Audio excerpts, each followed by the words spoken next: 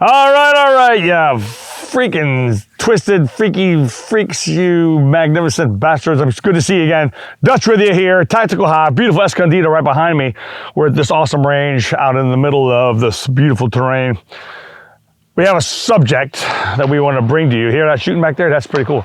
We want to talk about shooting, of course. We want to talk about actions on the objective, wherever that objective may be for you. All right, so we have some sort of slight controversy going on. So the controversy is this.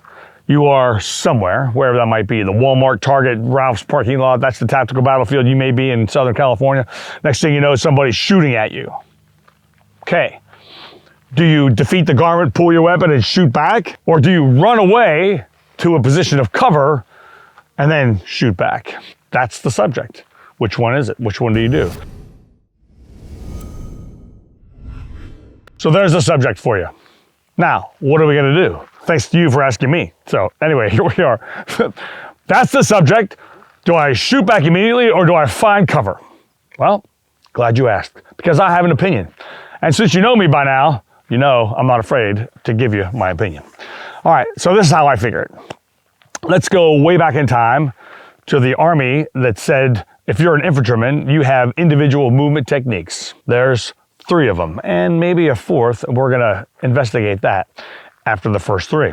Number 1 is the low crawl, or is it the high crawl? It doesn't matter. They're both crawling. Number 1, low crawl, is crawling down low, right? Low. You're pulling your rifle by your thumb. High crawl is up higher, like you're on your elbows and your knees. Or there's the 3 to 5 second rush. This is commonly known as I'm up, you run to a position, he sees me, and you get down behind that position, right? That's an individual movement technique. I submit to you there's 4. 4. The 4th one is firing while on the move. I've learned this a long time ago, because tactically it makes sense. Not only can firing on the move bring your enemy to a suppressive state, that's called suppressive fire, mind you, it can also help you be prepared if you have to abandon this position to get to that next position and a threat pops up in the middle of nowhere, you can obviously shoot him on the move. Now, does this happen in the Ralph's, Target, or Walmart parking lot of today? Probably not. So, can we just ignore that though? No, it's a good idea to just put it on the side for a minute and hold on to it, because it still can work and it can be applicable to what's going on today in today's world in Concealed Carry USA. So some instructors will say, no, you can't shoot at all while you're on the move. Matter of fact, one of my first experiences in a SWAT team was that the officers weren't allowed to fire while on the move.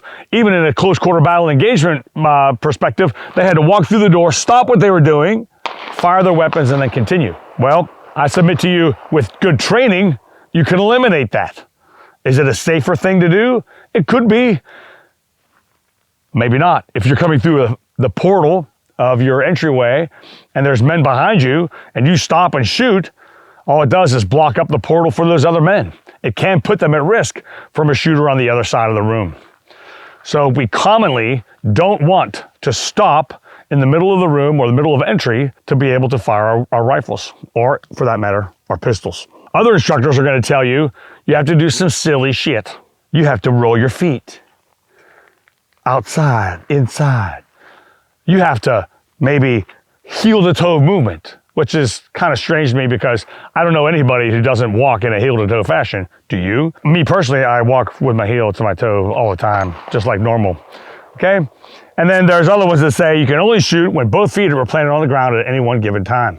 These techniques can be used without a doubt. And here at Tactical Hyve, we are not so full of ourselves to think if you can't go from A to Z, negotiate the bad guys, save the princess, get to the team room and drink a cold beer, if you did it in your way, you did it in your way, you're successful. Well, we do think there are better ways to do things. And honestly, I have to tell you that, oh, this is going to ruffle some feathers out there, boys and girls, cats and kitties. I think if a guy tells you that you have to roll your feet and only shoot when both feet are on the ground, that means to me that that instructor has never shot his rifle in live combat against an enemy or a prepared enemy in a moving situation, and he's never done it in training either. we as humans aren't going to get out of our car. If you're a law enforcement agent, you got to get out of your patrol car and run to the corner of the building or the place where the bad guy is. And you're going to run as fast as you can to get there to save lives. In a hostage rescue situation for a high-level hostage rescue forces like Special Forces, Navy SEALs, Army Rangers, guess what you're not doing? You're moving to the sound of the guns as fast as possible, and you are not rolling your feet. You're not stopping to take a minute and go, let me go ahead and go heel to toe, which everybody does anyway. I'm not sure exactly how that even works. One thing I can tell you what you might do is you may sprint from A to B, and when you get to a threat area, you may slow down slightly, drop your center of gravity, get your dot on target like you know where to put it through all the training you've already done, and learn how to work the machine that you have in your hand, rifle or pistol, with your finger. Your finger's gonna get you your initial shots. Your grip and connection with the rifle or the pistol is gonna get you the follow-on shots. Trust yourself to take the shot when the dot is on the target. And now then, I also want to cover hey bro. Hey buddy. What's going on? What's going on, Dor? Just want to hop in here, pay the bills. Speaking of moving and shooting, running away, what have you, if you find yourself in an altercation out in town that involves maybe some moving, maybe some shooting, you're gonna have a second fight coming, trust me. So here at the channel, we paired with CCW Safe. These guys are experts in the field of legal protection. They will handpick your legal team, and they will also send out an independent investigator to work on your behalf if necessary. Awesome. Yeah, so, good luck out there. Whatever happens, happens, but, they've got you covered for the second half. Awesome. All right. Dig it. Thanks, Dor. Take it. So now we want to cover another thing. So that's my pretty much 5 cents on shooting and moving. You can shoot when you move. A good friend of mine says, don't be weird, be athletic. Shocker. Right? And we're going to cover some other situations like this, the athletic piece later, but not right now. I don't want to segue down the rabbit hole just yet, boys and girls. All right. So other instructors say, if you're being shot at, abandon your position completely and find a position of cover, and then return fire. There are some problems with that as far as I'm concerned. If I have to look over here to the support position, now I have no more eyes on you, my potential threat. I have to find where am I going? I go there. Once I get there, I turn around. Are you gone? Right? What was my mission in the first place, though? Really? Again, if we're in the Ralph's, Walmart, Target parking lot of USA, any town, we got to think about this. What's your mission? Who are you with? Who are you prepared to defend? Are you defending your loved ones? Family, wife, kids? What are we doing there? All right. Now, another professional friend of mine and I had this discussion just today about how many magazines do you carry. So in Escondido in the summertime, guess what? It's hot. In South Carolina and North Carolina in the summertime, it's hot. I most often only carry one pistol and one magazine, and my wallet and my phone and all the other crap I gotta carry. I don't make room for another magazine. I'm a pretty good shooter, so that tells me if I have 18 rounds to finish my problem and I can't do it, I need to think about what I'm doing. One of the primary things I like to do, and some other professionals I know, we like to use that one magazine to fight back to our mission support site. We fight to our truck, we fight to our car. That's where our armor is, that's where our ammunition is, that's where another gun is that can reach out and touch someone. This is the mission support site. So we leave this position, get to our mission support site, and then we can get more ammunition if we need it. Now, of course, I just said that completely tells you that we bailed from this position. I don't know where the enemy is if I'm moving to my mission support site, right? But somewhere down the line, if he's actively shooting people and I want to stop him from taking other people's lives, especially mine or my family's, then I'm going to shoot him first. I'm going to rely on the training that I have, situational spatial awareness. I'm going to go ahead and take that threat out long before I look around and try to hide and find a place to hide, okay? So that's my 2 cents on that, 2 cents. So to close this thing out, right? I do think you should train well enough to be able to shoot on the move. Trust where your finger is, trust that dot, trust your hold off if you're shooting a rifle, and know exactly where you need to put that dot to achieve the hits that you need. And look, even if you go from a intermediate type courses that we provide, or even beginner courses that we or somebody else may provide, then where do you want to go from there? You want to go to a competition. And guess what? In competition, you're shooting on the move. I guarantee you, in a IDPA, IPSC, or a USPSA shooting challenge, you will shoot on the move.